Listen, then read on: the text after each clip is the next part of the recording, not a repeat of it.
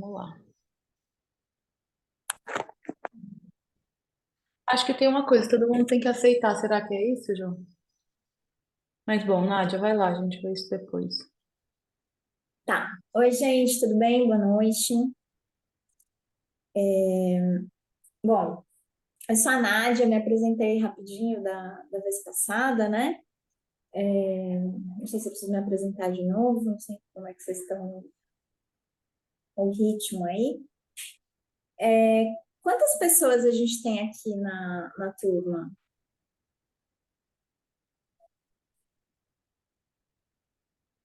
Alguém me fala. Hoje a gente tá uma, duas, três, quatro, cinco, seis, sete, oito. Nós somos oito. Tá, legal. É, bom, eu sou a Nádia, eu sou parteira e eu sou doula e eu faço outras coisas também.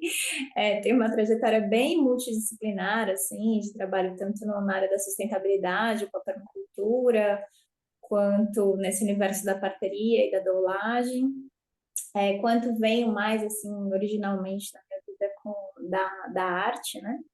Do teatro, mais especificamente, então também o corpo é muito presente em tudo que eu faço, assim, o trabalho corporal. E aí já faz alguns anos que eu venho pesquisando especificamente, assim, dentro da questão do parto, do nascimento, da maternidade, e a questão da sexualidade na maternidade, né? E, a, e é enfim, tem sido um ponto, nó, assim, um ponto onde mais ou menos converge tudo que eu faço, toda essa multidisciplinaridade. E, e aí é mais ou menos o ponto crucial do patriarcado que a gente vai conversar hoje. Então, para começar, você tem a apresentação aí, Ju? Vocês não estão vendo que eu tô Eu aqui? que não tô vendo. Agora eu tô vendo. Eu que estava na tela errada. É, eu queria começar fazendo essa pergunta para você. Como a gente não é muitas e como eu não tive acompanhando as outras aulas, eu gostaria que cada uma respondesse, assim, em uma palavra ou em uma frase, curtinho, o que que você entende por patriarcado? O que que é patriarcado? E aí me conta seu nome também para eu conhecer vocês rapidinho, assim.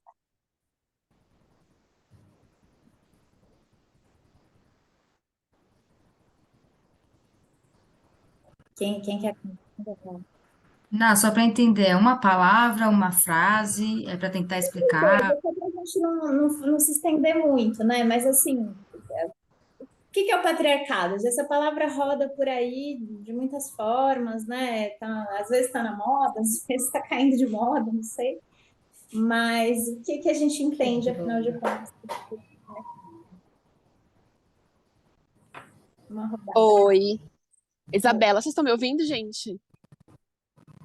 Tô. Sim, Ah, legal. É porque eu tô na rua, então eu vou falar logo. Em uma palavra só. Para mim, patriarcado é corrente. Corrente? Não, não precisa entender melhor. Corrente. Corrente. Corrente, aquela que aprisiona, sabe? Ah, ok, Aquela ok. que cerceia, que segura. Ah, entendi, muito bom. Ok, quem mais? Oi, eu sou a Jennifer. Para mim, é um sistema de Certo. sociedade. Sistema de sociedade, ok. Se quiser falar um pouquinho mais, explicar um pouquinho mais, pode ser. Um sistema social construído ou imposto, não sei muito bem se foi, mas acho que foi pensado a maneira como ele foi formado, de fato em que acho que como todo sistema social que a gente entende por existir hoje, existe uma prevalecência de privilégios de alguns em detrimento de outros. Ou seja, por isso da questão do sistema social. Entendi. Quem mais? Oi, boa noite. Raquel aqui. Eu vejo, complementando o que que as meninas estão trazendo, porque já é dentro do que eu também vejo, né? Vou tentar complementar com o que eu sinto. Eu sinto que nesse sistema que a Jennifer falou, a corrente lá que a Bella, né, falou, eu vejo que tem muito da formação.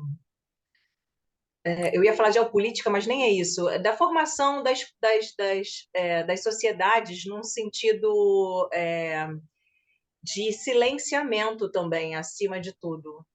Silenciamento das mulheres, principalmente, e das categorias minoritárias, todas elas.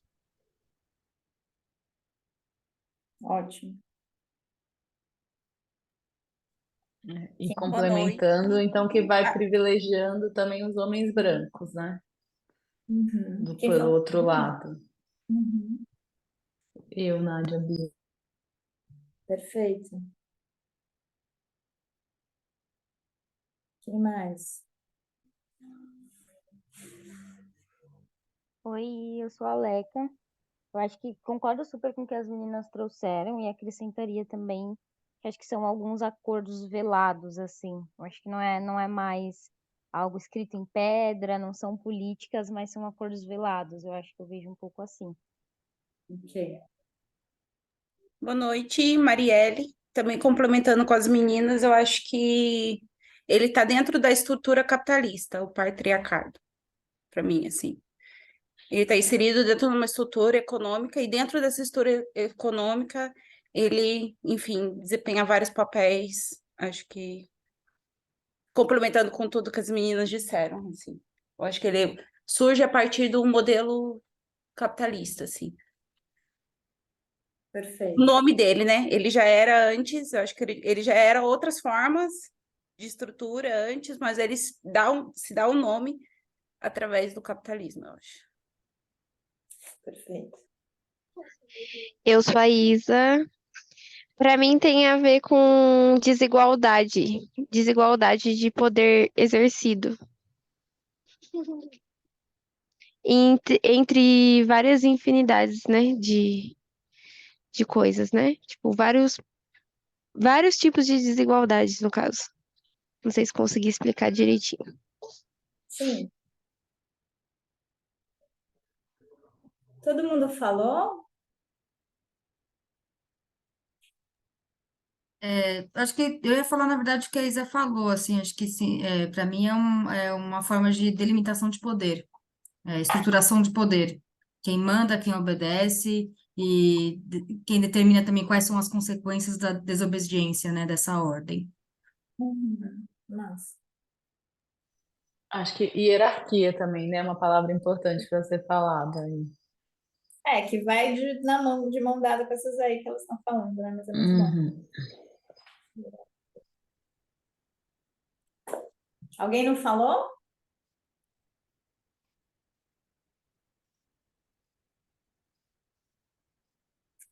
Agora que eu consegui entrar aqui no computador, que eu tô vendo melhor aqui, ó, o pessoal. E a Marjorie? A Marjorie não tá? Será que ela caiu? Aparentemente ela caiu. Bom, maravilhoso, adorei. Eu acho que a gente já começa muito alinhadas, assim, porque, assim, interessantemente, ninguém falou, por exemplo, a supremacia masculina, né? Apareceu aqui essa construção meio gradativa, né, do privilégio dos homens brancos, que é perfeito.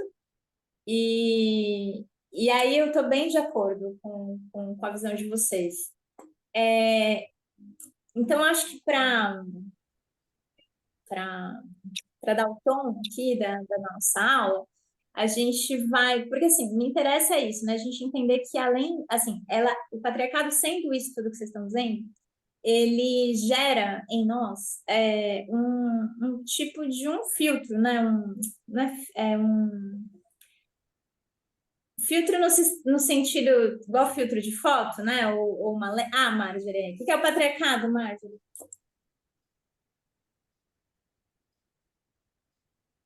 Marjorie, acho que não tá ouvindo. Bom, vou continuar. Eu estou interessada que a gente entenda, né, essa ideia de patriarcado como um filtro, nesse sentido, uma lente, uma forma de ver as coisas, como vocês estão falando, é um sistema de sociedade, ele é um sistema simbólico também, né? Ele é tão gigantesco, essa construção, ela nos afeta até o nível molecular, até toda a nossa consciência de mundo, nossa forma de habitar, de existir, de entender como as coisas. Nossa forma de pensar como as coisas funcionam já é forjada nos moldes dessa lógica patriarcal, né?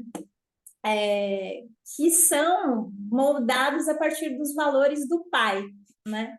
E aí esse é o ponto que me interessa para a gente também pensar nesse curso sobre o protagonismo do feminino, o que virá a ser o antídoto, vamos dizer assim, né? O que seria o lado contrário disso aí.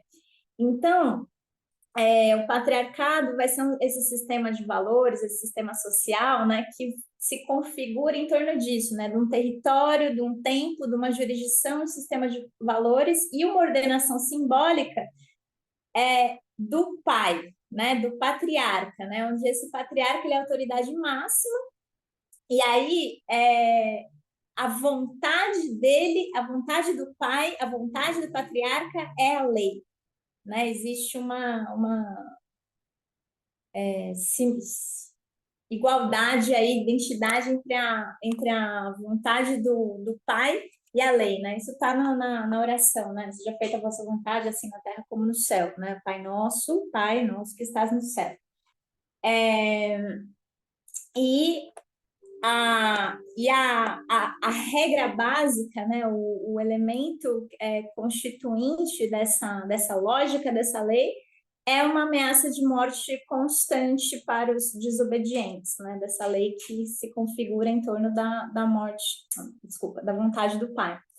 Então, ali eu coloquei esses elementos básicos, né? Esses valores fundantes do patriarcado, né? Que vai gerar em torno da ideia de patrimônio, tudo vem da mesma raiz pater, né? Então, o patrimônio, a pátria, né? Então, a pátria, esse território, o patrimônio, o conjunto das propriedades e dos bens, e a administração disso por uma lógica de linhagem que se dá em função do pai, né? Então, assim, é importante saber quem é o herdeiro, né? Que é quem é a linhagem, quem substitui esse pai como essa figura única, né? Esse pai como quase Deus na Terra, um representante de Deus na Terra, então que só pode ser substituído por alguém muito à altura, né? Por alguém feito à sua imagem e semelhança. Então toda a questão de linhagem, de quem é, como falo, de legitimidade da linhagem, né? Quem é o herdeiro legítimo, quem é o primogênito, né? Como se define esse herdeiro, e tudo isso organizado a partir da lógica da guerra, né? Então, essa imagem, né? Esse falo enorme aí, é um falo de 2 metros de altura, ou mais de 2 metros de altura, é onde está escrito o Código de Hammurabi, né? Então, o Código de Hammurabi, ele é a lei escrita mais antiga que se tem notícia. E aí, não por acaso, ele está escrito num falo de 2 metros de altura, né? Então, assim, o que eu quero trazer aqui é justamente essa ideia, essa percepção dessa constituição, da própria ideia de lei, né? Que é um contrato que se escreve e que vem associado à ideia de punição, com toda essa lógica do pai e a própria construção da ideia de paternidade, né? Passar o slide. Uma coisa, gente, se vocês tiverem comentários, perguntas, é sempre legal ser interrompida, porque eu vou me guiando melhor se eu sei com quem eu estou falando e como a gente está sintonizando, né? Então, para que isso seja possível, existe isso que nesse slide eu estou chamando de matricídio histórico, né? Mas a gente podia também dizer que é um matricídio epistêmico, talvez. Existe aí desde as fundações das civilizações e do imaginário das civilizações, né? De todo conjunto mitológico. Se a gente pegar assim, só na linha que baseia a cultura ocidental, europeia e tal, que pega a mitologia greco-romana, assim como a judaico-cristã, né? Se a gente pegar todas essas linhas narrativas mitológicas, a gente vai ver que a figura da mãe, ou ela está totalmente ausente, ou ela é muito escassamente mencionada, entendeu? As personagens mães que tem são poucas, muitas vezes anônimas, e quando, bom, a gente já vai falar da Virgem Maria, que é especial, né? Mas antes dela, eu trouxe essa imagem aí do... Bom, essa fala que está escrito aí, eu gosto muito que é uma fala que está na Orestia, do Ésquilo, né? E é o julgamento do Orestes, né? Essa cena da tragédia grega, e essa cena ela é a primeira também representação, registro de uma situação jurídica. Isso é quase o fundamento da ideia de julgamento, né? Não que tenha sido o primeiro, mas assim, a primeira a narrativa mais antiga de um julgamento, né? E é o julgamento do Orestes. A história por trás é assim, calma, antes de falar isso. Todas essas narrativas que eu estou falando, esse conjunto de narrativas que eliminam a mãe de alguma forma, né? Falei que as mães não estão presentes, são pouco mencionadas. E a outra coisa que acontece é que existe uma repetição ritualística quase, muitas e muitas narrativas mitológicas do sacrifício do filho em nome da vontade do pai. Né? No caso do Jesus Cristo, isso é o mais evidente. Né? O Jesus Cristo ele já nasce para ser sacrificado em nome do pai. E a mãe não tem escolha quanto a isso. Né? Ela é incumbida de gestar uma criança que vai ser sacrificada em nome do pai.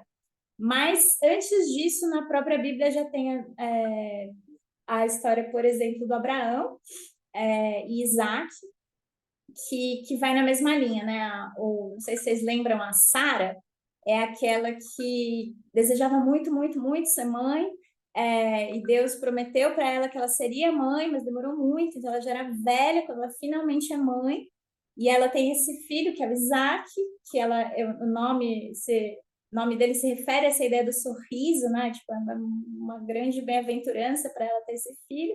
E tem um belo dia que Deus exige o sacrifício de Isaac, faz o Abraão subir lá na montanha e sacrificar o filho dele. E no fim ele não sacrifica, né? Quando ele está prestes tu pode passar para o próximo slide, que eu estou pulando o assunto, mas eu volto para aqui, para o matricídio. Tem a imagem, né? Então, quando ele está prestes a matar esse filho, chega o anjo e fala: não, brincadeira, era só para testar se você obedecia a Deus mesmo. E é isso, né? Então, assim, o que é interessante é que a mãe, a vontade dela não entra em jogo, né? Ela não foi consultada e a prova da obediência a Deus, que é pai, é a morte do filho. A morte sacrificial do filho, né? Então, já falando dessa parte, tem aí essa outra imagem do Cronos devorando os filhos, né? Então, pegando na linha da mitologia grega, Cronos é nos primórdios da existência do universo, né? Então, Cronos é o deus do tempo, ele não é o primeiro soberano do universo, o primeiro era Urano, né? Que era o pai dele, que devorava... Cronos destrona Urano, exato. E aí, para se proteger de ser destronado por algum dos seus filhos, ele passa a devorar todos os filhos que nascem. Então, cada filho que nasce, ele devora, ele engole, ele devora, ele engole. Até que a mãe, que é a esposa, né, que é Réia, ela consegue enganar ele, ela põe uma pedra para substituir um dos filhos, que no caso é Zeus, e o pai não consegue perceber a diferença, e ela salva um filho que vai finalmente destronar o pai e libertar os irmãos e ser o novo soberano, que é Zeus, né? Então, assim, esse assunto do sacrifício, da morte do filho para salvar o pai, não, para segurar o poder do soberano, ela está presente assim, de cabo a rabo dessas narrativas, inclusive no próprio Édipo, que é fundante da nossa noção de pessoa, né? De ser humano, de psique, aí pelo Freud, que vai fazer essa interpretação do complexo de Édipo, mas que é isso, né? Pela interpretação dele, é uma interpretação pela ótica do pai, né?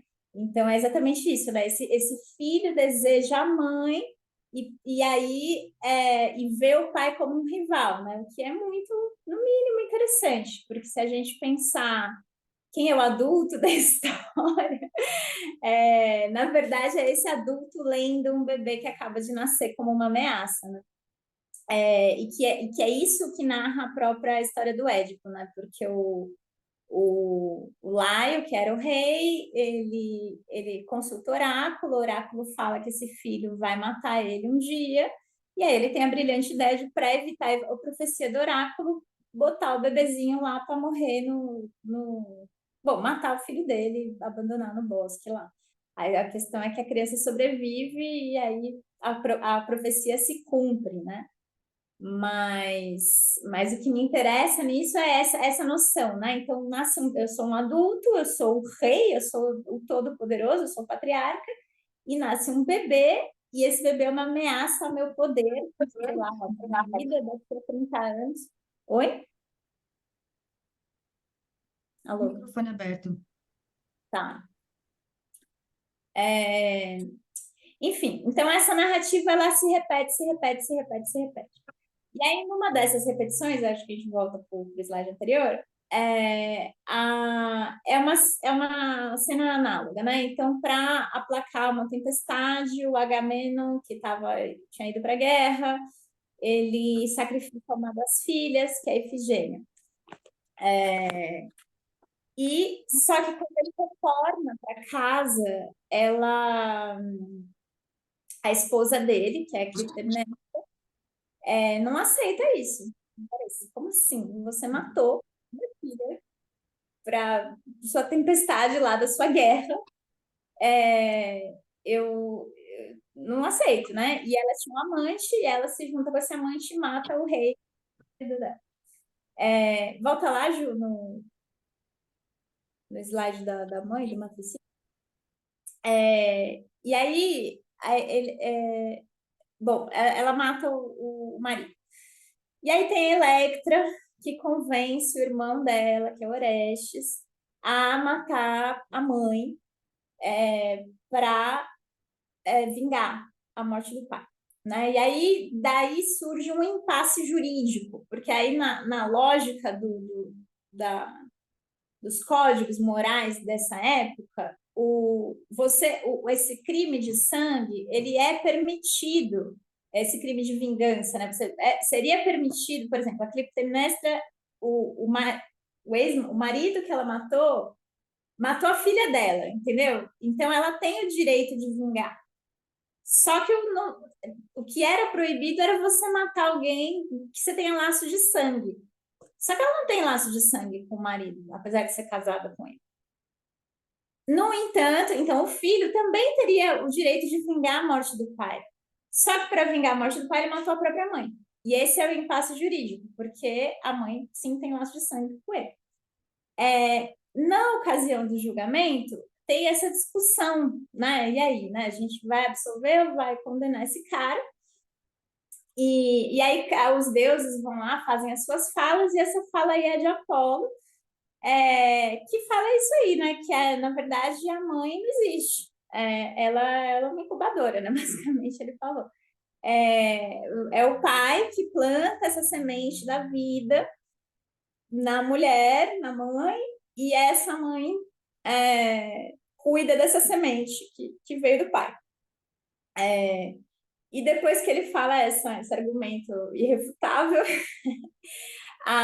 vem o que é o famoso voto de Minerva, né? Que é a Minerva, que é a mesma que é a Atena, que é a deusa, veja bem, da sabedoria, da guerra, da justiça, né? Tipo, nada por acaso, e que nasceu da cabeça de Zeus, né? Então, ela nasceu dessa fagocitação da mãe, porque Zeus era esse cara que saía engravidando todo mundo, né? E aí a mãe dele, a mãe que seria a mãe da Atena, ela, bom, na verdade ela estava grávida de outras figuras, de gêmeos, né? Mas ela tinha o poder de se transformar, a Metis, ela tem o poder de se transformar em várias coisas. Aí os Zeus falam, uau, que legal, o que você pode virar? Você pode virar tal coisa?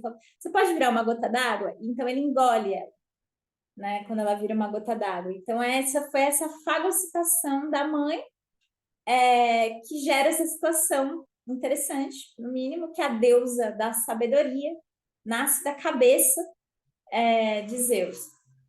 E aí o voto de Minerva é exatamente isso, né? Ela fala, se der empate nesse júri, o meu voto de desempate vai ser o voto em favor dos pais, porque eu sou fiel aos pais, porque eu mesma não tive mãe, e então eu sou fiel aos valores patriarcais, né? E aí é muito interessante isso, assim, eu gosto de pensar, porque assim, eu já ouvi, a minha mãe já me falou essa história de que o pai planta a sementinha na barriga da mamãe, sabe?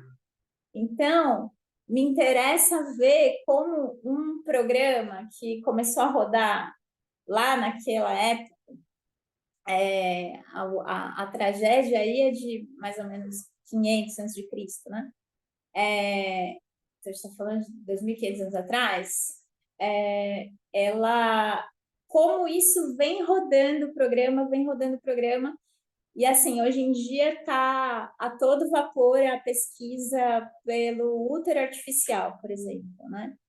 E aí, assim, eu vou já avançar essa parte é o meu assunto principal, assim, de pesquisa, porque é muito gigante todas as estratégias inclusive de construção do que eu chamo não, eu junto com as autoras que eu pesquiso, chamo de maternidade patriarcal, né? Então, assim, a gente chegar num ponto em que se constrói uma maternidade que é totalmente a serviço do patriarcado e que aí entra a Virgem Maria, né, como grande símbolo, né? Então, assim, uma maternidade que é o padecer no paraíso, que é completamente assexuada, né? Então, a construção ilógica de uma mãe virgem, mas esse virgem é muito mais do que ela não ter feito sexo, ela é assexuada, ela é privada de desejo, ela é privada de gozo, ela é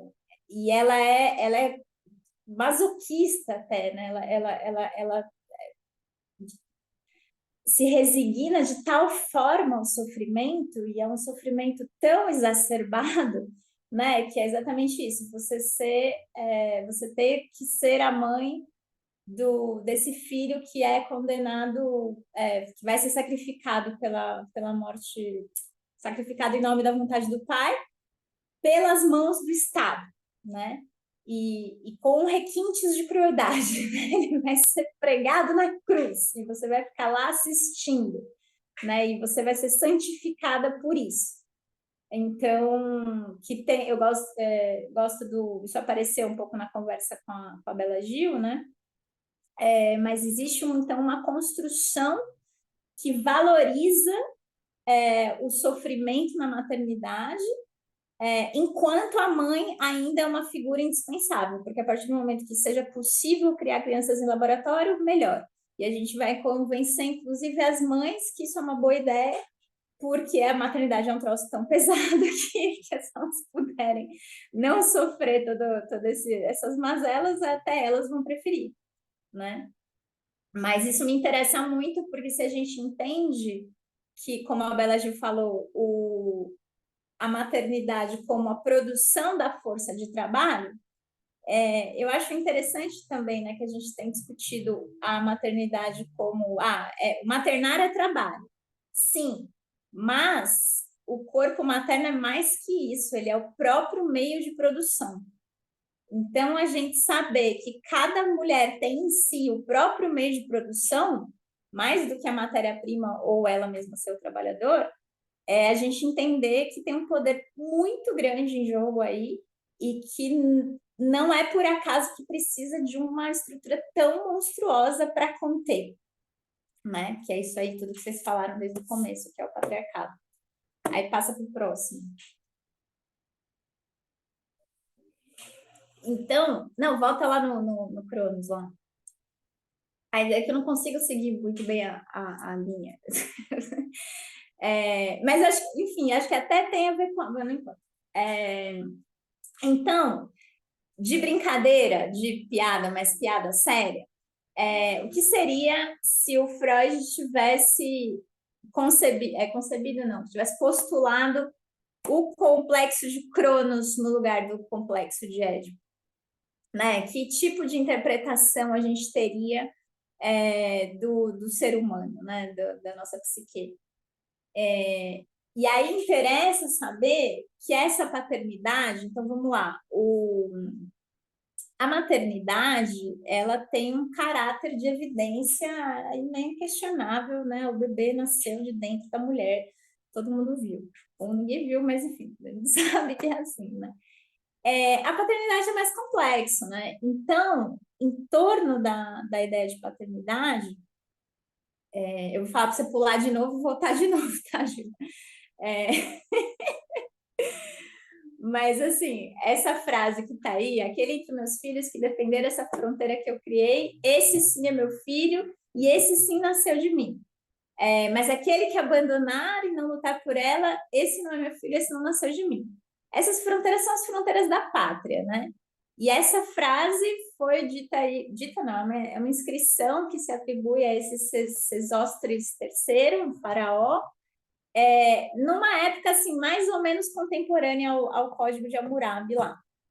Então, qual função isso cumpre? Cumpre a função de que qualquer soldado que leia essa frase se entende como filho do rei, do faraó, né? E tá esse combinado aí muito claro, assim, se você defende o meu território, se você defende o meu patrimônio, o patrimônio e território que eu criei, então eu te reconheço. Se não, não.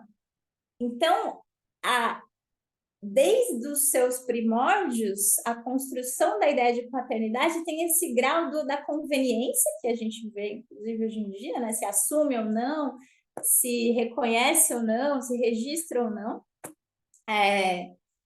E ele tem esse caráter que ele é mais contratual do que outra coisa, né? Então, principalmente nessa época, assim, no mundo, cada sociedade vai organizar as lógicas de parentesco de uma forma própria, né?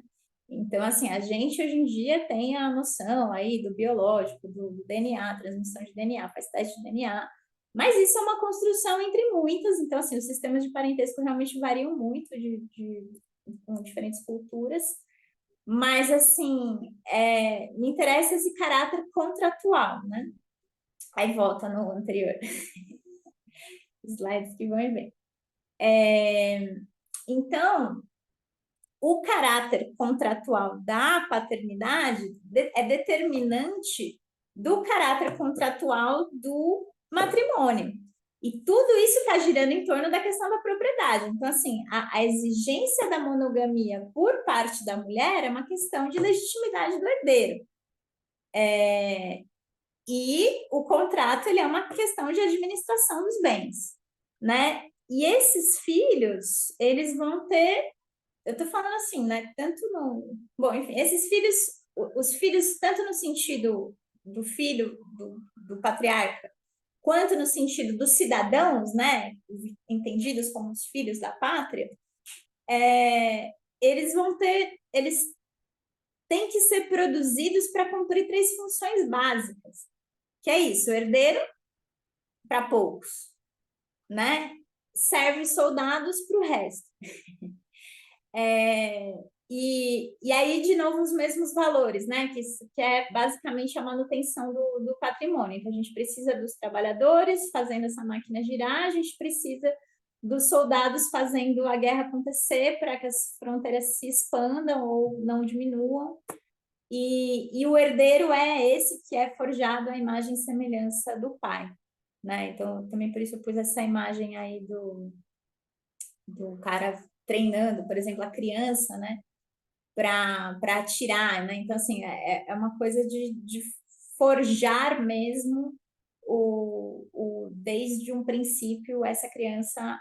E aí a questão que eu estava dizendo antes da maternidade patriarcal, ela é fundamental, né? Então, assim, eu preciso de uma mãe que seja capaz de cooperar com essa lógica. Mas isso é todo um assunto que dá toda uma outra aula. E aí a gente entra nessa questão da hierarquia que a Bia falou, que é muito chave, né? Então, assim, é uma lógica do um, né? Então, o rei, o monarca, o deus, ele sempre é um. E esse um, ele potencialmente será substituído pelo seu sucessor, aquele que for o mais bem preparado, ou, em outras palavras, o que for mais igual ao pai. Mas essa lógica, ela promove o fratricídio e a competição entre os irmãos, né? Inclusive porque quem não alcança essa posição está afadado à morte de alguma forma, né? Ou pela morte na guerra, justamente, ou a morte sacrificial, ou alguma morte, né? Então, assim, e aí eu também me interessa pensar essa contraposição entre o pai, né? Pensando no sistema de valores do pai e o sistema de valores da mãe, né? Porque o sistema de valores do pai, ele governa a vida sim, mas ele governa a vida porque ele decide quem vai viver e quem não vai, né? Ele tem o poder de condenar a morte, né? Porque a vontade dele é lei. Então, se ele quiser, você morre. E aí você tem que... Ele não pode querer, né? Você tem que ser bem quisto, né? Por essa figura. E aí a lógica da competição do fratricídio. Aí pode passar para o próximo.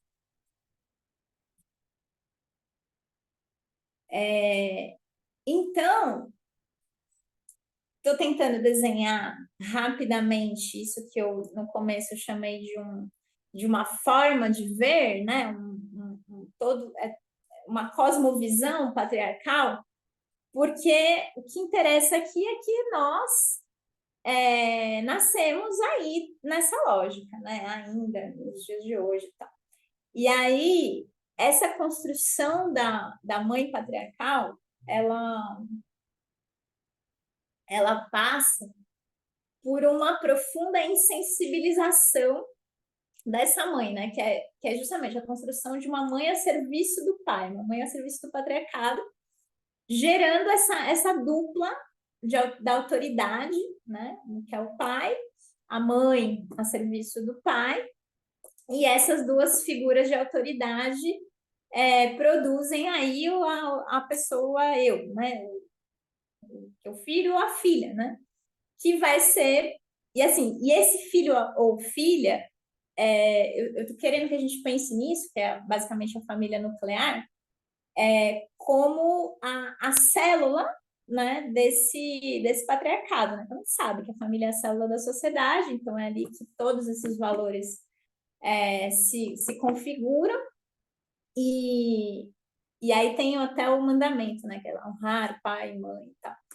Então, esse filho, esse eu, esse self, ele se configura na função da obediência a esse sistema de autoridade patriarcal, né? Então, o filho, ele não tem voz até o dia em que ele se casa e configura a nova autoridade, e aí pode exercer a mesma lógica de reprodução do patriarcado, da opressão. no seu filho. Se vocês quiserem, a gente pode. Eu acho que eu vou fazer o geral, e aí dá para a gente, conforme vocês fizerem perguntas, assim, a gente esmiuçar algumas ideias. Porque essa formação desse sujeito obediente, que futuramente será autoritário, ela está muito ligada a isso que eu estou chamando da construção da maternidade patriarcal, né? Então, assim, especificamente falando, na ruptura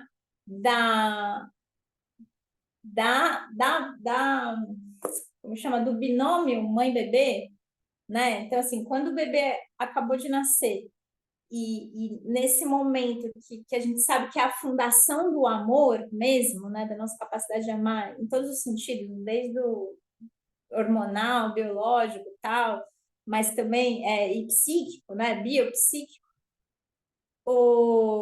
é nessa separação que os sistemas patriarcais fazem massivamente, sistematicamente, com diferentes justificativas, sejam elas, assim, no nosso caso, a medicina, o parto hospitalar, é tudo muito evidente, né, dessa separação da mãe do bebê. Ou ideias de educação também, que, sei lá, para o bebê tem que dormir no berço, tem que dormir separado, tem várias coisas assim, mas tem milhares de culturas, muitas culturas que fazem isso por razões religiosas, então que proíbem o colostro, que tem que fazer certos rituais antes do bebê tomar o colostro, então, assim, as culturas patriarcais compartilham métodos de separação da mãe e do bebê no começo da vida. E aí é mais ou menos nessa separação que essa figura autoritária do pai insurge, né? Que é essa lei do pai opera essa separação. E aí, bom, uma autora que eu estou me referenciando muito para falar isso, que chama Cacilda Rodrigues Bustos, ela fala que, então, o que acontece é a formação de um estado de submissão inconsciente nesse eu que nasceu aí e foi separado da mãe, né? E nesse estado de submissão inconsciente se produz uma falta, que aí tem um psicanalista que chama isso de falta básica, ele chama Michael Balint. E aí, essa falta básica seria isso, você privar, a gente está falando de um bebê que é privado das suas necessidades básicas, né? Que seria basicamente o corpo da mãe, tudo que vem do corpo da mãe, e ao ser privado dessas necessidades básicas, ele cresce já com uma dimensão de falta, de ausência, alguma coisa está faltando. Né? E aí fica muito fácil para o poder gerir isso. Passa o slide aí.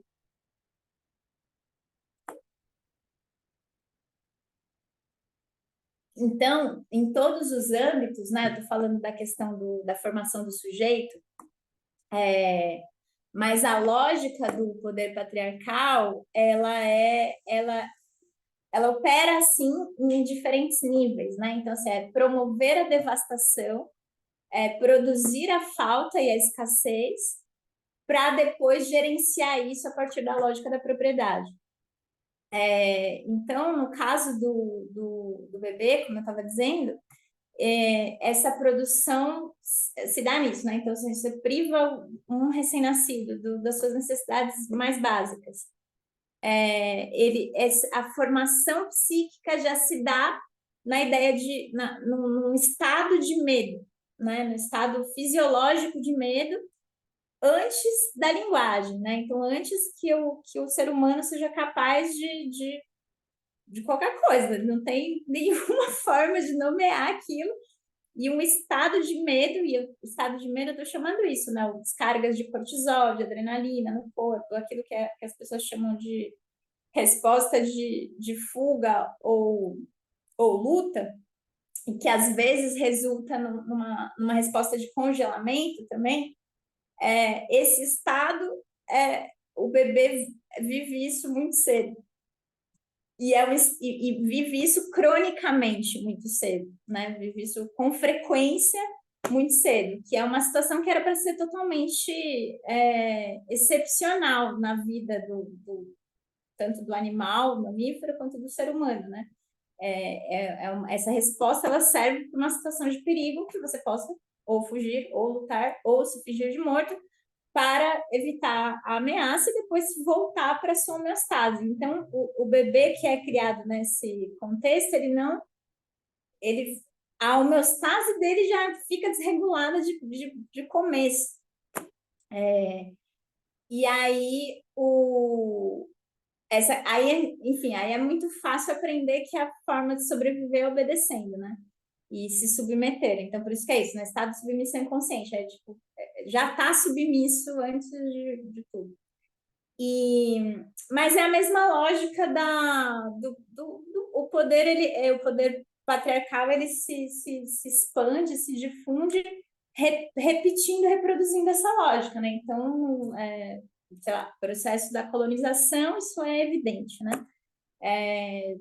A gente destrói tudo, né? Destrói e viola, né? Viola corpos, destrói territórios, destrói comunidades e aí impõe a lógica da propriedade, né? Então, aí a propriedade é o que, tanto de corpos quanto de territórios, e ela é o que vai... E a propriedade é o que vai dar o limite da ação, da existência, né, dos indivíduos, e sempre tendo a morte como medida. Então, só pensando no... Eu pus aí a frase do hino nacional, né, que eu acho que é o mesmo contrato daquele do Sesostris III, sabe? Então, assim, para você ser filho dessa pátria, você não pode temer a sua própria morte em defesa dessa pátria. Então, a gente assina esse contrato também, né? E aí, bom, e existe todo esse culto à morte como um grande valor, né? Então, a morte como um heroísmo, né? O enfrentamento da morte como um valor heróico, o poder de produzir a morte como o poder, né? Como a ameaça. E é isso. O que vem depois? Acho que... Ah, sim. Bom, então volta lá. Esse é o geral, assim, do que eu gostaria de construir aqui com vocês, do que seria essa ótica, né? Essa forma de conceber o mundo patriarcal. Eu acho que eu preciso ouvir vocês um pouco agora para saber em que pé estamos.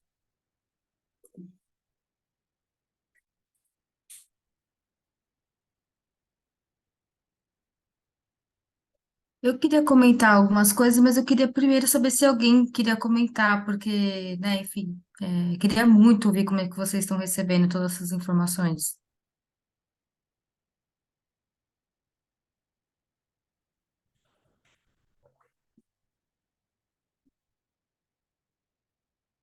Eu vou parar de compartilhar para a gente conseguir se ver também, que eu acho que vai ser bom. Bia tá falando? Não estou ouvindo. Falei bom para a gente se ver. Digam alguma coisa. Alguém fala alguma coisa. Então eu vou dar um pontapé, vai. Primeiro que eu acho que, assim, realmente quase como uma discussão da branquitude, que a gente vai vendo uma mística, um imaginário de superioridade, do que é melhor, do que é bom e do que não é bom, né? Com uma história mesmo, né? Que foi contada pra gente. A gente vai ouvindo essas histórias, a gente vai entendendo essas imagens, né? E vai se enquadrando nesse sistema a partir de imagens, de histórias que vão contando pra gente desde muito pequeno. Inclusive nesse sentido que a Nádia colocou da separação própria do filho da mãe no começo da vida, que a gente nem necessariamente consegue registrar isso, né? Mas eu fiquei intrigada com duas coisas que eu acho que passaram pela sua fala que me deixaram intrigadas. A primeira é o filho progenitor, né, ou o filho possível herdeiro, como a relação de continuidade e ameaça de poder. Então, ao mesmo tempo que ele é tudo que o patriarca precisa, ele é a maior ameaça de destruição do seu poder, né? A principal ameaça. Então, para isso, a solução é sempre a morte, né? A possibilidade da ameaça de morte. E tem essa questão do que é muito engraçado, né? Porque ao mesmo tempo que o patriarca deseja que o filho siga seu caminho, ele mesmo conseguiu o poder subvertendo a lei. Ele é o escolhido. Ele é o cara, ele é o diferente, né? O patriarca subiu naquele lugar porque ele é o diferente, ele fez diferente do que tinha. Então é muito louca essa lógica de que, ao mesmo tempo que ele quer um filho forte que reproduza a sua lei, isso é contra o próprio patriarca, né? A origem daquele poder. Então isso me deixou muito intrigada, né? E a outra coisa é justamente como o patriarcado tem principalmente a função de retirar o poder do feminino. Então, a partir do momento que os homens começam a enfiar uma faca na sua barriga e fala que você não pode parir porque você é muito pequena, porque o neném está nesse sentido, porque a sua bacia é pequena, porque seu pé é do X, sua cabeça é de tal jeito, cria-se um monte de argumentos, né, científicos, muitas aspas, para essa ciência, para justificar que aquela mulher não consegue parir.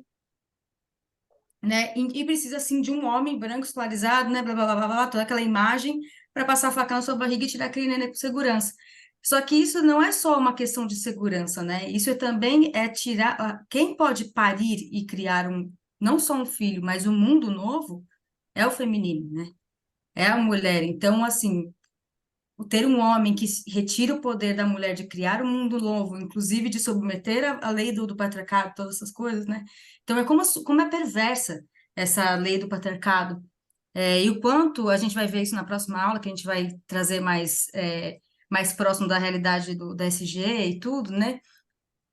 O quanto a gente acaba se submetendo a essa lógica para poder chegar próximo desse patriarca e disputar o poder com ele, né? O quanto a gente tem que ceder nessa lógica do patriarcado para poder conseguir lugares de liderança e talvez fazer um pouco diferente do que o sistema impõe, né? Então, nossa, fiquei assim, pensando nos dois lados da moeda, né? Nossa, grande contribuição, Ju. Tem mais? Depois eu comento. Oi, eu quero falar um pouquinho. Enquanto você estava falando e a Ju também, eu também fiquei linkando muito para o hoje, né? O quanto a gente traz isso na nossa memória ancestral, né?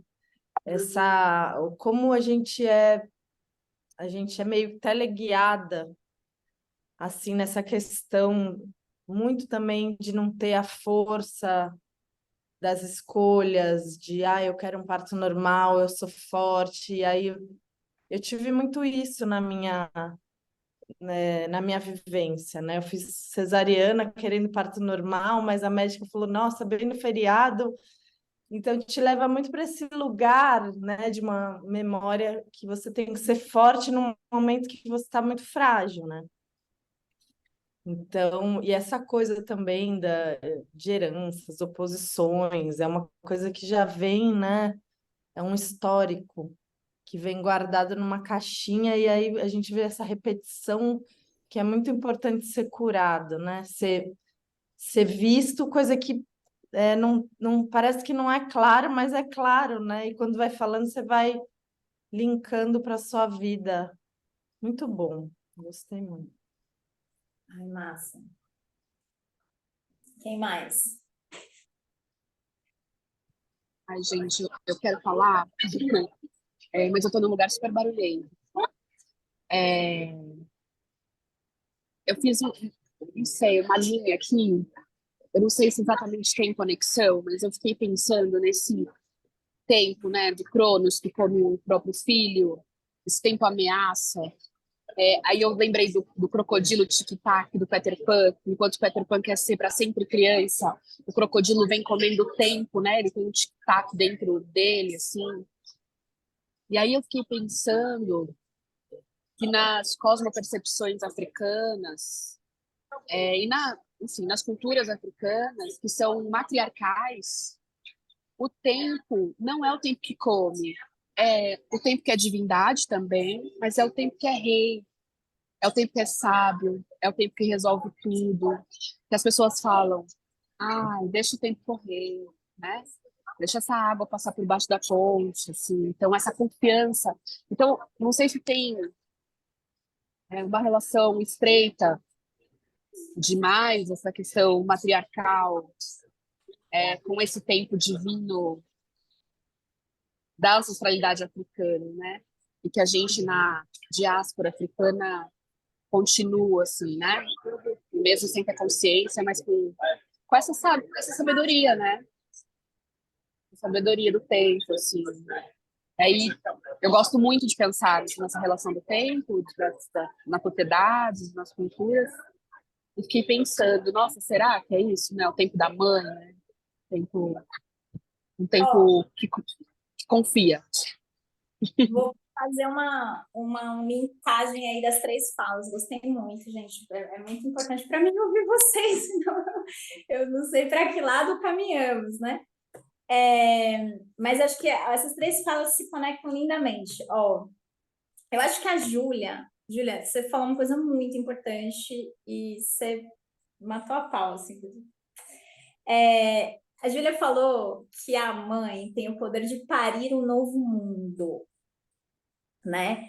Então, esse entendimento de que cada filho que nasce, cada ser humano que nasce, é uma vida absolutamente nova, irrepetível em toda a história do universo, para frente e para trás, absolutamente singular, absolutamente inesperada, inimaginável, imprevisível. A gente não tem como saber quem pode ser o tamanho da potência de cada ser humano que nasce. Então, cada mulher que engravida e gesta um ser humano, é esse o tamanho da potência que ela está carregando dentro dela. E aí, falando nessa lógica de tempo, a construção da ideia de cultura como que vem dessa linhagem europeia, ocidental, essa coisa toda que nos coloniza, ela se constrói em oposição à ideia de natureza, né? Então, assim, tem toda uma lógica que fala assim, o que é a natureza é essa coisa amorfa, insignificante politicamente, né, que se repete de uma forma que se repete anonimamente e nasce, morre, nasce, morre, nasce, morre, nasce, morre e não é nada. E o que a gente faz com essa natureza, com a nossa cabeça, né, cultural, sei lá, a gente pega essa coisa amorfa como matéria-prima, transforma através do trabalho em objetos duráveis. E com esses nossos incríveis objetos duráveis, a gente supera a morte. Essa é a lógica por trás da nossa cultura essa aí, ocidental. E aí, essa mesma lógica, ela vai colocar a mulher grávida, parturiente, nesse campo da cultura, da natureza. Ela é animalizada, né? Então, o processo de reprodução é a mesma coisa, né? Vai, pare, aí isso não tem cultura, né? E aí toda a filosofia ocidental, ela procura filosofia ocidental sobre o nascimento, sobre o parto. Não tem, entendeu? Sobre a morte tem a rodo. Mas por quê? Porque o homem se faz a si mesmo quando ele se insere na cultura, quando ele se insere na polis, né? Então, sim, às vezes existe a metáfora do nascimento, mas como uma ideia de fazer a si mesmo, não como um reconhecimento a esse.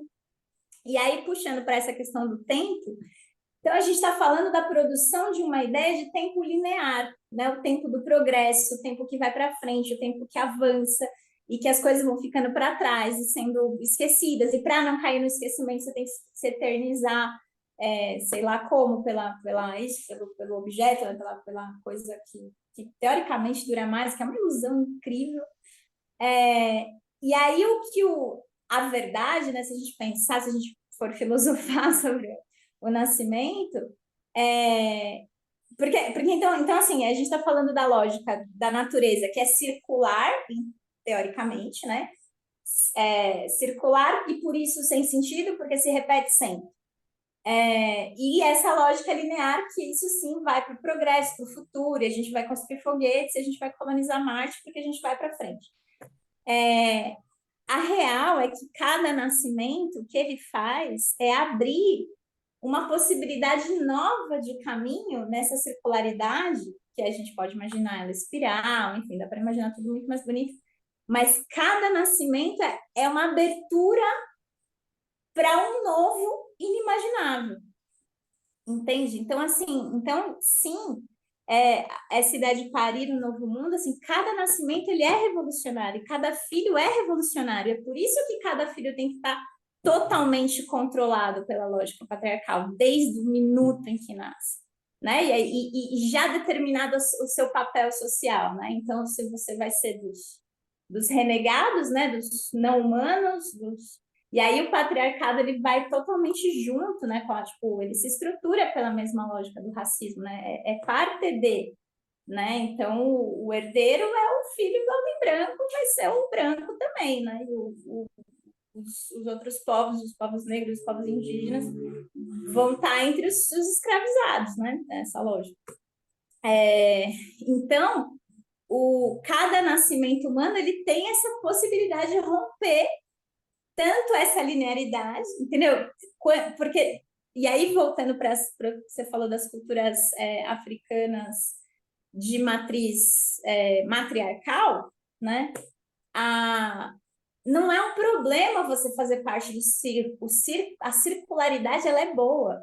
Porque se a nossa cultura é boa, se a gente quer manter essa tradição, porque a gente ama essa tradição, porque essa tradição nos cuida, a gente mantém. Mas a gente mantém com consciência, com a possibilidade de transformar o tempo todo, com a possibilidade do novo o tempo todo. Então, isso forma a espiral, né?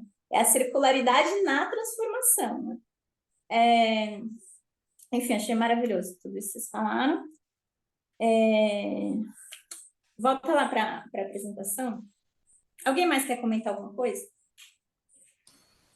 Eu gostaria, assim, porque o meu pensamento, minha linha até de reflexão sobre essa primeira parte foi para um outro lado, sabe? De não entender, mas a gente se conscientizar mais de como, enfim, a estrutura de hierarquia e colonização ela foi formada, né? Então, seja para criar herdeiros, soldados ou trabalhadores, desde já, assim, a gente enxerga a mulher como uma força, como é que você falou? Ela é um meio de produção e desde já ela é excluída porque simplesmente ela não é nem herdeira, nem soldada, nem trabalhadora. Ela não tem essa força masculina, essa força inicial colonizadora de hierarquia e até uma força talvez assim, olhando pela fisiologia homem e mulher, né? O homem tem mais força do que a mulher, ou tinha pelo menos naquela época, e aí eu vou chegar num ponto que é até interessante. Então, desde esse momento, a mulher não tem um objeto fálico, ela não pode ser herdeira, não pode ser soldada, não pode ser trabalhadora. Mas, e aí me trouxe para hoje, para nossa discussão de hoje. Hoje, eu acho que a gente nunca esteve tão próximo de ter uma força similar ou superior à de um homem, ter uma capacidade uma capacidade intelectual muito maior, porque a gente tem meios de acesso, coisa que há milhares e milhares de anos atrás talvez as mulheres fossem cerceadas. Só que assim, o que a gente enxerga hoje como patriarcado, e aí pensando um pouco nessa questão de colonização, hierarquização e manutenção de sistema, está muito vinculado a isso que você falou, né, das possibilidades de um novo ser, e sempre muito vinculado ao feminino e ao nascimento. Para mim me abriu a mente, principalmente por conta do que está acontecendo agora na faixa de Gaza, o que a gente vê de notícia hoje, que mais impacta e mais choca, principalmente em grandes conflitos, é mulheres estupradas, crianças sendo mortas, bebês sendo degolados, sei lá. E como isso atinge, é quase que como, eu acho que em algum momento você falou isso aqui, como um controle da vida, uma gestão de escassez e ameaça, ou seja, eu enxerguei, né? E aí a minha percepção, estou colocando aqui uma percepção muito particular de uma manutenção de patriarcado através do medo.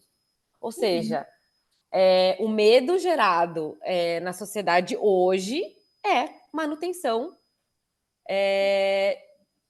dessas ferramentas, porque talvez hoje a gente não... O que foi feito, a hierarquização que foi construída, ela é muito simples de ser rompida, lógico. Uma vez querendo, ela é muito simples de ser rompida.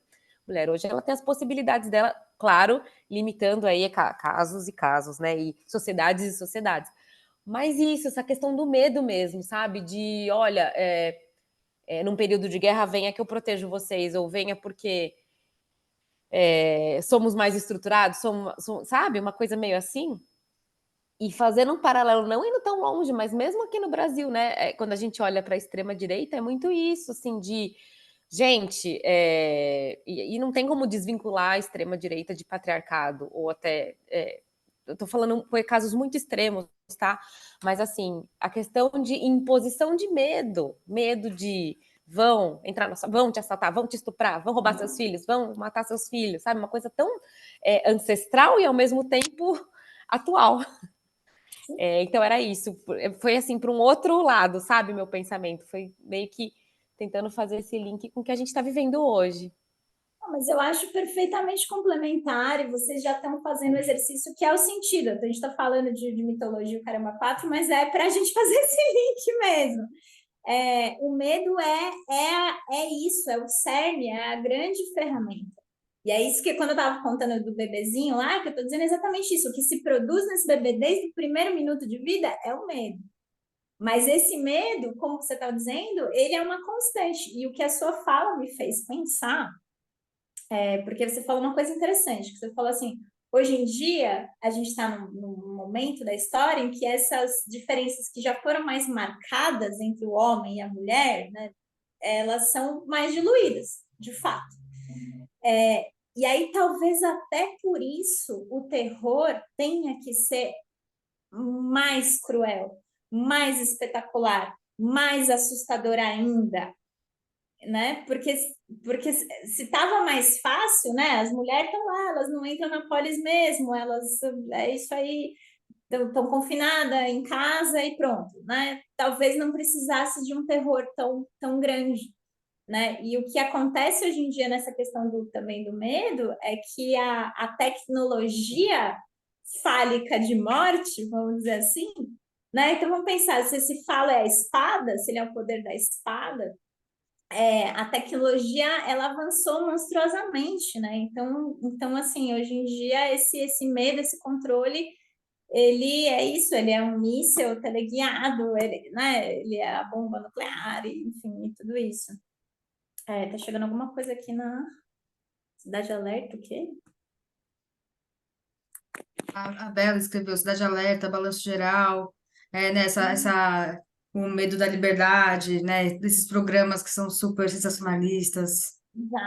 Exato. Então, mas eu acho assim, foi para o outro lado, mas é perfeitamente complementar, né, o que você está trazendo. Maravilhoso.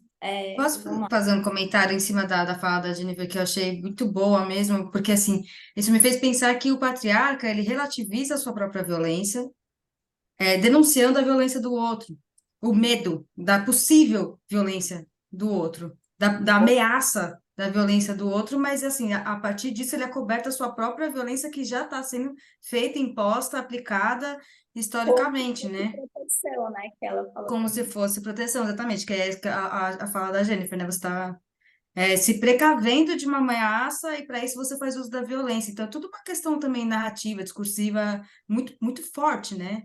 Que atinge muito corações e mentes. E essa chave do medo ela é muito importante, eu acho, para a pergunta que a pergunta por detrás disso tudo, né? Que seria assim, porque assim,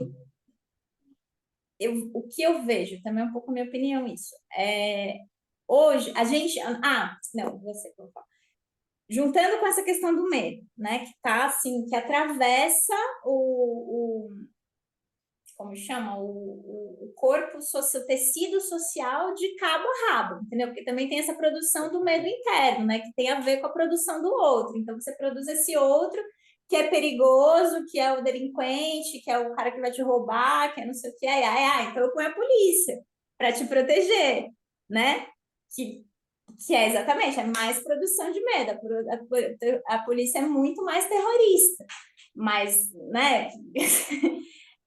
Então tá, então a gente tem esse medo tecendo mesmo a organização social. E Ai, perdi o que eu ia falar. Assim, e nessa eliminação da mãe, né, do imaginário, aí o que acontece? A gente não tem, há 5.000 anos, nenhum imaginário do que são os valores, o poder e a potência que vem do materno. Então, a gente tem uma dificuldade tremenda de imaginar a própria ideia de política, a própria ideia de organização social, fora do que a gente entende como política e poder e organização social dentro do patriarcado.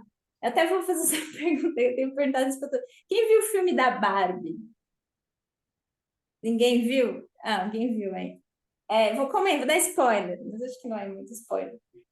Mas no filme da Barbie é interessante isso, porque elas tem um mundinho lá da Barbie que é um mundo teoricamente onde as mulheres, que são as Barbies, têm o poder. Só que é isso, é uma reprodução do mundo patriarcal com mulheres nas posições, entende? E aí o Ken vai para o mundo real e descobre o patriarcado, e esse é o conflito do filme, né? Que aí ele fala, nossa, existe um mundo onde os homens mandam. Mas, assim, é o mesmo mundo, é igual. A lógica, as dinâmicas, as estruturas são iguais. Só tirando que no mundo da Barbie não existe conflito, né? Porque é sempre o mesmo dia e é sempre o dia supostamente perfeito, que eu também acho muito estranho, porque é todo de plástico. É totalmente não vivo. Eu sei que é a Barbie, eu sei que faz sentido com a lógica do filme, mas assim, mas é não vivo, né? Na coisa do tempo, de novo, não, é exatamente o valor do plástico que é imortal porque é de plástico, né? E aí eu fiquei, quando eu vi esse negócio, eu falei, cara, que loucura, né? E o discurso da Barbie é que as mulheres podem ser o que elas quiserem. E eu falo, nossa, pode ser o que elas quiserem dentro do patriarcado, né? Tipo, ela pode ser o que elas quiserem, mas assim, a gente não tem capacidade de imaginar outras formas de se relacionar, de se organizar, outras profissões, outras formas de tomar decisões, entende? Vai a mesma lógica, tem a presidente, tem os ministros, né? O Estado, é a mesma lógica, né? E aí eu estou dizendo isso porque eu acho que a grande pergunta é como a gente. Esse exercício de imaginação de quais são, quais seriam, quais podem vir a ser os valores, as formas de organização, as formas de tomada de decisão do materno, é mais até do que do feminino, mas no sentido, e aí eu estou chamando de materno o quê? Algo que cuida da vida, né? Que é o contrário de produzir a morte, é o que produz e cultiva e aumenta e gera a vida. Então, eu acho que essa é a pergunta por trás, né, de toda essa conversa, que seria, isso também é interessante, quando a gente fala em matriarcado, bom, patriarcado, né, que seria esse pater arche, né, é traduzido como a regra do pai, o comando do pai, essas coisas, mas esse arque, que é a mesma origem, por exemplo, de arquétipo, né, arque, ele tem a ver com princípio, né? Então, é o princípio ordenador. Então, a gente vive uma lógica que é o princípio ordenador desse figura aí, desse patriarca. E se a gente fosse falar do matriarcado, essa é a pergunta, né? Qual que é o princípio ordenador do materno? E aí, voltando para a questão do medo, nessa brincadeira toda, tudo isso que a gente está falando, o amor, né? Pensando que o amor se configura ali quando a gente nasce, né? Nesse contato pele a pele da mãe do bebê, o amor ele tem uma função biopsíquica muito grande. ele tem hormônios em jogo, né? A própria, como chama isso? A própria ocitocina, né? Que é conhecida como hormônio do amor, que é o hormônio que produz a nossa capacidade de empatia, que se produz no parto, que se produz na amamentação, que se produz no ato sexual. O amor ele envolve toque, ele envolve corpo. O amor ele é uma coisa que ele é corporal. Só que quando a gente elimina o corpo, e aí voltando para essa lógica da cultura que elimina a natureza, que associa o corpo e a biologia à natureza, que renega esse corpo, que põe tudo em tela, que faz tudo ser cada vez mais abstrato, cada vez mais virtual, a gente está eliminando o amor, de fato, né? E progressivamente, né? E produzindo partes com ocitocina sintética, então os próprios corpos se tornam incapazes de produzir ocitocina. E aí, o medo, ele é o contraponto do amor, né? Então, voltando para os hormônios, quanto mais ocitocina, menos adrenalina e cortisol. E quanto mais adrenalina e cortisol, menos ocitocina. Então, o amor que se produz, que se substitui a esse amor corporal que eu estou falando, é uma ideia é o amor imposto pela lei, né? Então, o amor do pai, né, da lei do pai, ele é o amor que vem na lei mesmo. Honrar pai e mãe é uma obrigação, né? Mas não é amor de fato, não é amor corporal. Então, é um amor que vai se abstraindo, né? Como uma ideia mental mesmo, né? Moral, talvez. Então, a grande pergunta, né? E aí voltando para sociedades matriarcais, porque elas existem, mas como a gente também pode se inspirar aí, né, em outras sociedades, e aí sair da lógica ocidental, europeia, caramba, quatro, essa é a pergunta. O que seria essa ordem simbólica? O que seria essa ordenação social?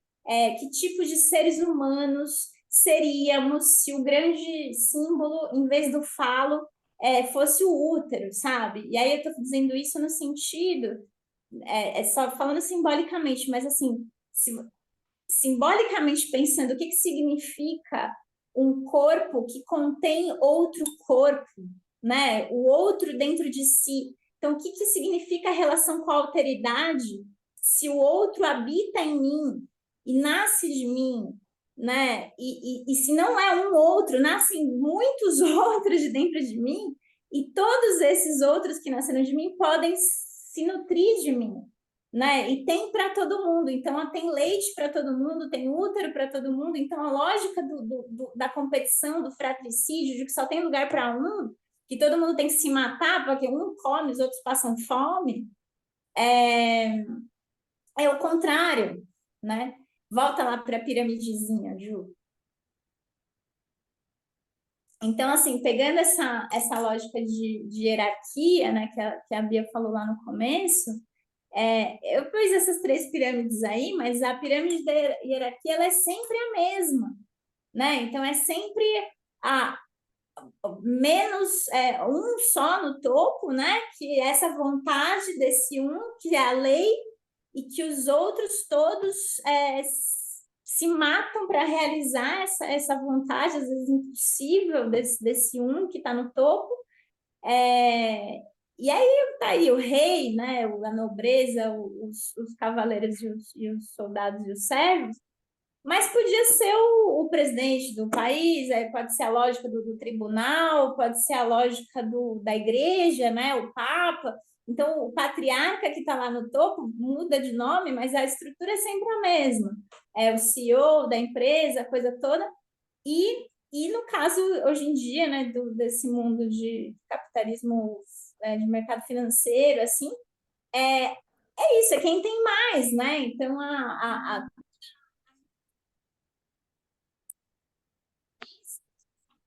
Peraí. Deu alguma coisa aí no seu áudio, Nádia? Foi só para mim? Eu Não, parei de ouvir a Nádia. é.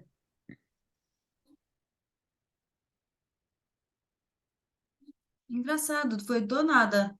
Do nada. Agora ela travou geral, né? Ah, voltou.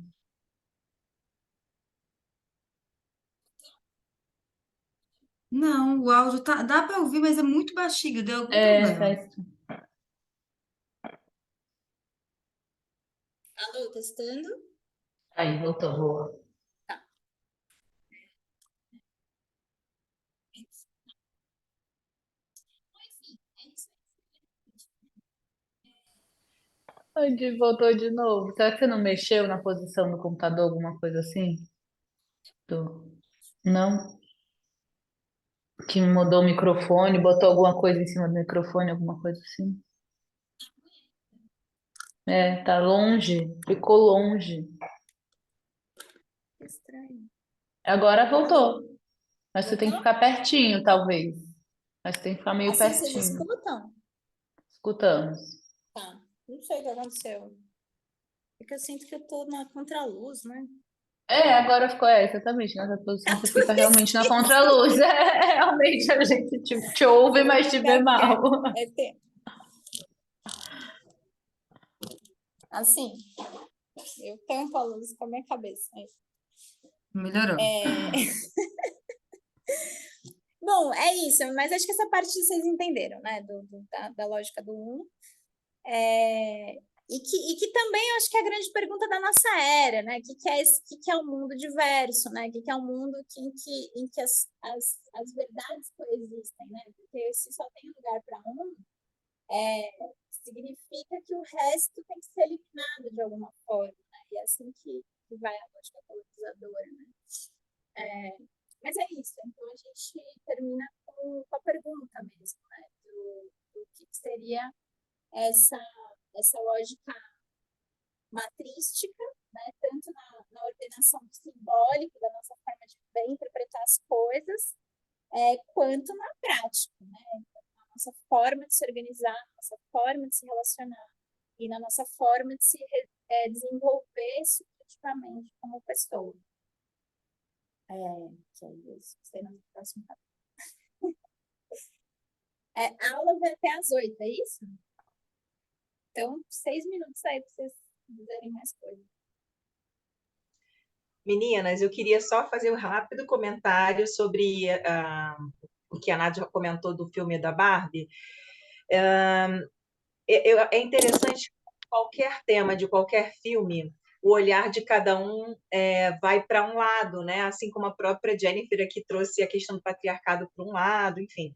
Mas o que a Nádia trouxe realmente tem esse conteúdo do plástico, do mundo estético da Barbie e tudo mais, mas para mim, pessoalmente, que não sou uma pessoa Barbie, mas nada contra também quem é, mas eu achei bastante interessante pela reflexão do século XXI, nos tempos de hoje, tantos valores tão retrógrados, parece, tanto pela extrema-direita ou ainda pelas potências imperialistas, aí, ainda com muita força no mundo inteiro, enfim, indo por esse viés do patriarcado, né, que eu estou falando.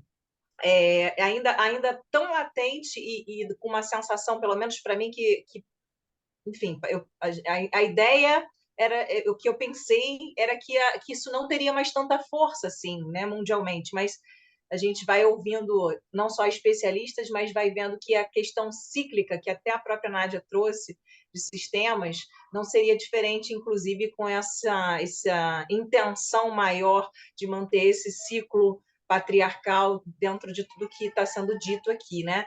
Mas comentar rapidamente que uma parte interessante que eu achei assim do filme da Barbie, na verdade, muitas coisas ali me chamaram a atenção de uma forma positiva nesse sentido patriarcal versus matriarcal. É interessante a gente ver, ainda que um filme com toda essa conotação estética, plástica ou mesmo lúdica, né, que é dali do filme, mas como chama atenção que, ainda que seja algo tão montado, né, nesse sentido estético, plástico, e tudo parece fake no sentido de todas as Barbies são lindas, são maravilhosas. Sim, tem espaço para várias profissões, tem espaço para todas as idades das mulheres. Se fala em muitos outros contextos que talvez, se fosse só patriarcado, fosse falar por um viés mais de preconceito. E ali não. Se abre uma porta de possibilidades ou de oportunidades para para as idades e para os tipos e estilos e gêneros dentro do mundo da mulher, vamos dizer assim, né? Tudo muito bem aceito, muito bem visto, muito bem recebido, muito bem acolhido, vamos dizer assim. Então, eu pessoalmente achei até bastante curioso, interessante. Acho que é até válido quem puder ver um dia esse filme aí, vale a pena para a gente trazer essa reflexão do patriarcado em si. Mas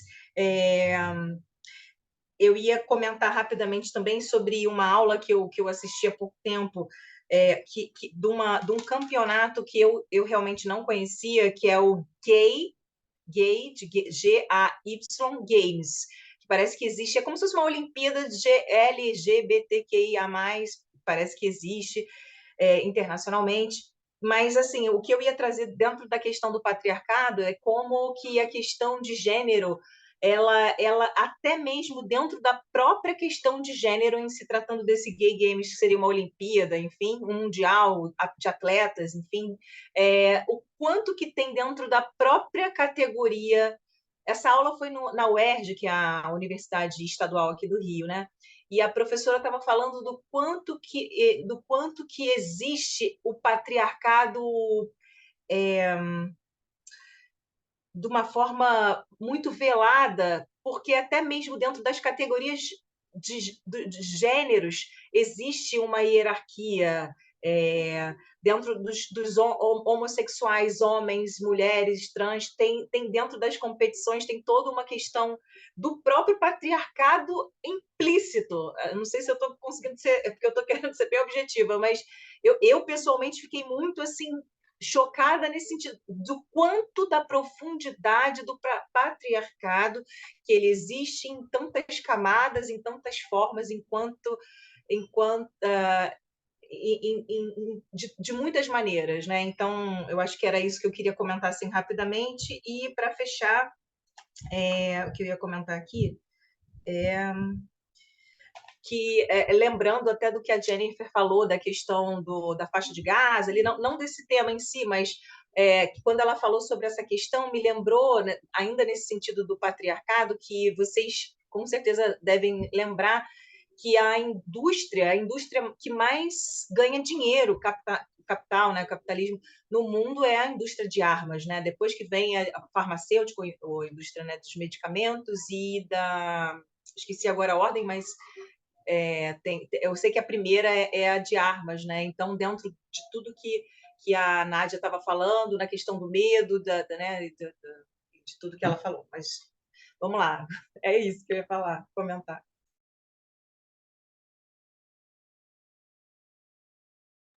Ah lá, Jennifer. Como? Posso ir lá? Eu não sei se é Raquel ou Rachel, mas eu vou comentar Das sobre duas maneiras. como você preferir. Alguns comentários bem rápidos. Acho que vale super a pena todo mundo assistir Barbie. Também eu fui com uma cabeça de ver realmente qual que era do filme. E um rápido comentário sem spoiler. Para mim, o filme é sobre o Ken, não sobre a Barbie. E ele tá muito assim. É lógico, é um filme maravilhoso, muito bem produzido, né? Tudo. Mas assim, o meu olhar foi que não foi sobre a jornada dela, e sim sobre a jornada dele. Que foi um pouco disso que a Raquel comentou. Então, assim, vale a pena se vocês, enfim, quiserem. Depois a gente poderia até fazer uma rodada de comentários, porque tem muita coisa que é super legal sobre o filme mesmo. Um segundo ponto, né? Assim, é muito difícil pensar como seria, e aí vindo aqui para essa questão como seria, né, uma ordem ética ou simbólica do matrística. Matrística. Mas Desculpa. pode ser do materno, tá bom. E aí, assim, né, quando a gente pensa no feminino e na mulher, eu vejo isso com muito. É um poder gigantesco, né? Um poder que a gente não consegue nem mensurar e é tão difícil de pensar, porque desde o momento que você lançou essa pergunta, eu tô aqui tentando me moldar, imaginando como seria resetar o mundo e viver isso, né? E assim, não tem como não pensar na empatia da mulher, né? E no poder e na empatia. quando a gente fala em poder da mulher, eu acho que vem muita questão de responsabilidade e culpa. Então, eu de cara imaginei uma sociedade super responsável, super empática e muito culpada por tudo, né? Eu não sei se se isso. E aí a minha reflexão foi: será que isso é porque o patriarcado está tão permeado na gente, tão permeado no gay games, que a gente nem repara que essa culpa e essa responsabilidade foi imposta? Com certeza foi. Então, assim, é um negócio muito louco, porque a gente é o nosso.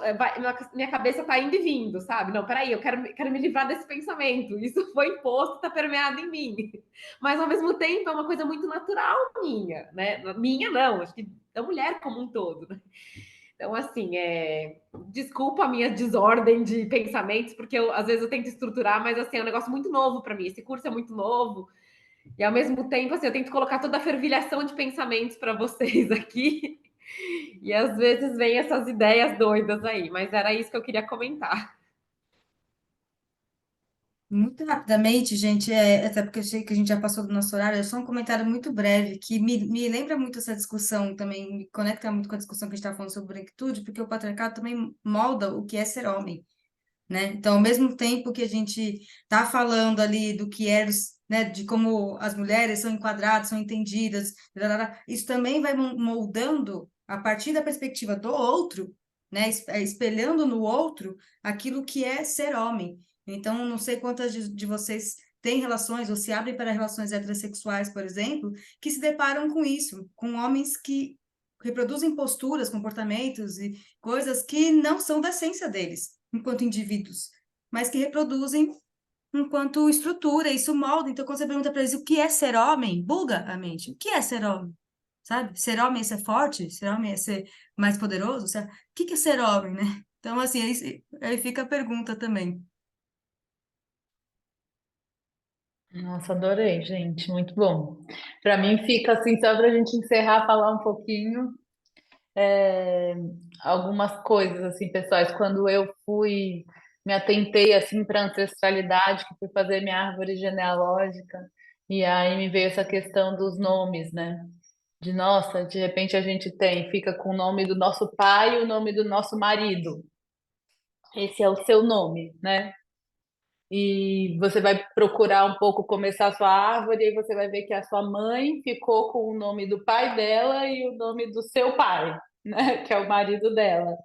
E aí, quanto mais eu tentava rastrear as mulheres da minha linhagem, assim, é uma tarefa de detetive. Porque você fica só com esses sobrenomes, você vai rastrear essa linhagem que é desse sobrenome que é sempre do homem. E é impressionante que se eu for procurar também a história da linhagem do meu pai, eu acho, nossa, consigo ir longe, assim, lá no meu tataravô, ainda mais porque tem italiano no meio, então eu tenho uma riqueza de detalhes que eu acho impressionante. E quando eu vou procurar, né, das mulheres, é, tem que ser na oralidade, eu tenho que ir atrás da tia, não sei das quantas, que conheceu a mãe, que era assim, que era assado, e aí você vai montando um quebra-cabeça. Então, assim, né, a gente falou de silenciamento, de apagamento, de enfraquecimento, né, de poder e fraqueza, e aí uma coisa assim, e naturalização, né, que eu acho que é uma provocação que eu faço muito, essa coisa da gente olhar para a cultura, o que que a gente naturaliza, que cultura trouxe a gente aqui, e que a gente naturaliza para que é o que permite que ela seja perpetuada, né? Sem que a gente rompa com ela, porque é muito natural. E essa coisa dos nomes e da árvore genealógica me chama muita atenção, né? E aí eu fico com essa pergunta, né? Mas o que que isso tem a ver com a SG? Será que tá todo mundo enxergando o que que isso tem a ver com a SG, né? O que que então? Mas eu deixo vocês com essa pergunta aí, né? E, e é isso. Mas muito boa a discussão, né? Muito bom pensar sobre isso, começar a olhar como isso também é um marcador, né? Também é um filtro, também é uma construção social que tem muitos vieses inconscientes, assim como a questão racial, né? Muitos, muitos, muitos, e que a gente reproduz muita coisa de uma cultura que a gente critica, que a gente sabe que destrói, que a gente sabe que violenta. Se a gente for olhar para os números de feminicídio, né, de violência contra a mulher, a gente fala que diabos de cultura é essa e como que isso se dá e é naturalizado, né? Porque a gente não tá com mulheres, tipo assim, loucas nas ruas, tipo, chega, parou, sei lá, né? E, sei lá, os números são terríveis, se a gente pensar que a cada, sei lá, X minutos, e aí, e é sempre um homem, né? E é sempre um homem que tá no poder, e é sempre um homem que tá na narrativa, e é sempre um homem que assina o nome, né? E, então, é isso. É isso. Só perguntar, acho que como é que vocês são de tempo? Vocês são bem pontuais, né? Normalmente. Gente, sim, não, mas eu acho que é mais Tá. dica fazer uma colocação e aí você Eu pode fazer tenho uma uma mão fala de encerramento. levantada lá. Isso. Boa noite, gente. Hoje deu um pane aqui, mas só vou falar rapidinho também. Da que a Jennifer estava falando, né? Também fica uma reflexão para a gente que é tão permeado, né? Esse comportamento assim, esse tão introjetado que assim as mulheres competem entre si. Tipo, a gente sim é muito rede de apoio uma das outras, mas existe muita competição. E aí também eu ia dar uma dica para vocês assistirem, para quem gosta de série, Succession, porque tem tudo isso, tem poder, tem patriarcado, tem esse amor, esse ódio, tem o medo e tem o poder do pai. Então, assim, tem muitas referências para quem quiser já, né, fazer. Eu gosto muito, nossa, assim, para quem gosta de série, é uma boa dica para refletir sobre o assunto. Obrigada pela aula, Nádia. Gente, obrigada a vocês. Eu adorei todos É os. HBO, desculpa, Nádia, é HBO. A Ju botou na mensagem, todo mundo viu. É, não, adorei muito todas as contribuições, achei que a gente está super sintonizada na reflexão. E aí, pegando o gancho também no que a Jennifer falou de, às vezes é difícil organizar, eu acho que isso também tem uma sacada aí. Nos faltam conceitos para falar de todo esse assunto. É, e por isso que eu fiz a provocação também em relação ao filme da Barbie, que eu concordo que vale a pena ser visto e tem muita coisa para discutir ali, muita, muita, muita. Mas a provocação é nesse sentido, é na nossa dificuldade até de imaginar, até de nomear, entendeu? E aí é isso que eu quero que fique de lição de casa aí para a próxima aula, esse exercício de imaginar o que seria, né? O que seria a organização, e aí vocês podem trazer para a realidade de vocês, no seu trabalho, na empresa que você trabalha, enfim, o que seria esse tom dessa empatia que trouxeram, desse outro tempo, da circularidade, da espiral, enfim, que outras formas de organização poderiam existir, né? Só como um primeiro exercício de imaginação. E é isso, eu acho que eu devo mandar um videozinho para vocês também, para verem, mas eu mando isso no grupo. E, enfim, adorei, muito, muito, muito obrigada. Obrigada. Até quinta, pessoal. Boa noite. Boa noite, gente. Até Obrigada, quinta. Nádia. Valeu. Tchau.